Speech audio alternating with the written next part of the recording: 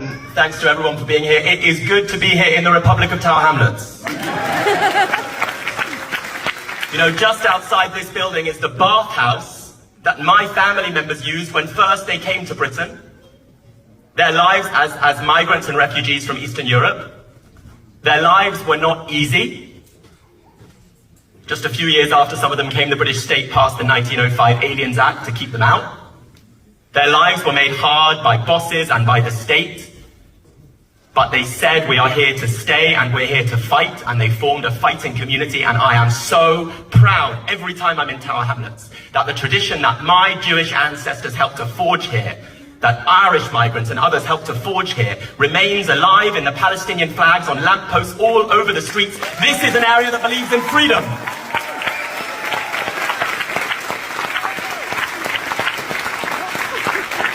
You remember just before one of our demonstrations, a few weeks ago, the Evening Standard had that headline with two symbols, the poppy and the Palestinian flag.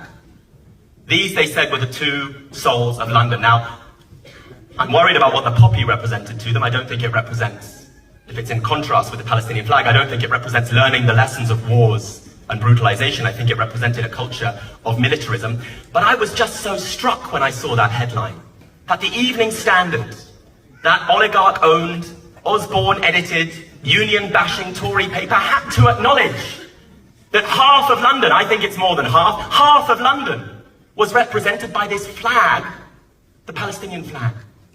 They had to acknowledge it when hundreds of thousands of people came out onto the streets, that we are a real social presence in British society, not just a few marginal extremists who can be condemned and ignored, but a real social presence. So ask yourself, what do those colours represent?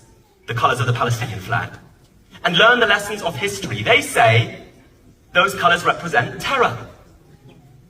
But they said that about Kenyans and about Indians. They said it about South Africans and about the heroic people of Vietnam. When the poorest and most oppressed and most exploited people in the world say, we want to be free, they say you're terrorists. We say it's projection. We say colonial power, which brutalizes and savages all over the world, calls other people savages. The only savages are the people in the offices and the headquarters of corporations and states in London and Washington who plan massacres all over the world. We say the Palestinian flag represents human freedom.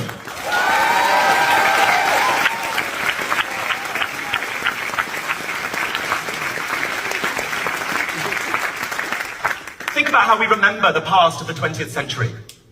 Who is remembered now as heroes? Is it the torturers and brutalizers who brutalized and tortured in Algeria, who brutalized and tortured all over Africa and South America and the Caribbean and Asia? Is it those people who condemned terrorists?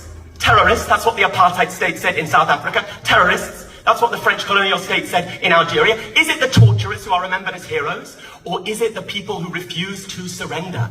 And those all over the world who stood with them and said, we will face whatever attacks come our way, because we know that no attacks will be as severe and as brutal as the colonial attacks on you. And so we have no right to surrender as long as the oppressed, colonized Palestinian people continue to believe in universal human freedom.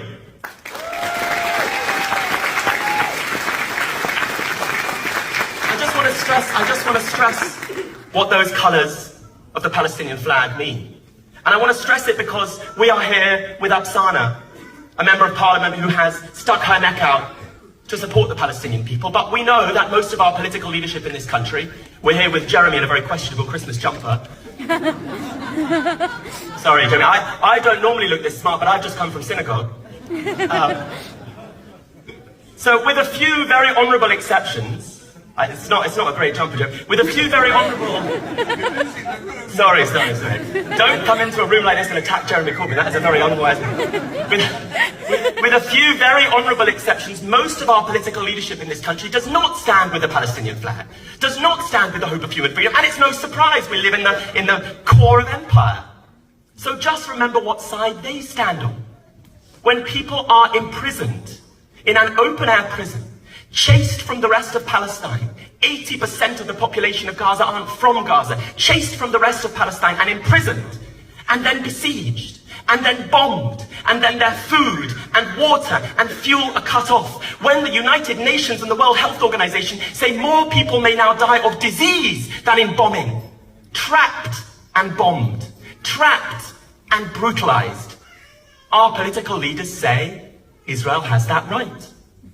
When Israel uses artificial intelligence, reporting in the last few days, to precisely target every single strike they make so they know in advance how many civilians will die, and the Israeli state says, we're maximizing damage, not accuracy. Our political leadership in Britain sides with them. When Isaac Herzog, Israel's president, says a whole nation is his enemy. When a former major general of the IDF, Giora Eiland, writes that we should encourage epidemics in Gaza because that'll make it easier for us to win. And then when we witness the deliberate destruction of Gaza's health infrastructure, the bombing of hospitals, the targeting of over 60 ambulances, the murder of doctors, the killing to date of more UN workers than Hamas commanders in Gaza, that level of brutalization and attack on human beings, our political leadership stand with it. Well, we stand against it. We're on the other side, Rishi Sunak. We're on the other side, Keir Starmer, and we're proud of it. We stand with millions, billions of people all over the world who know that this whole Western imperial order that sanctions great violence in the interest of profits for a few has to be brought down. That's where we stand.